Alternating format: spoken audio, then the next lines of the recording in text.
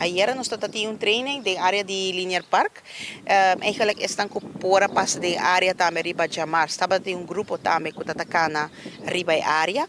Toda essa aqui na da banda de promover a mobilidade com pessoas que usa su garoto branco strepicora, também está promovendo a independência. E ayer nós tínhamos uma demonstração de cruzacaia.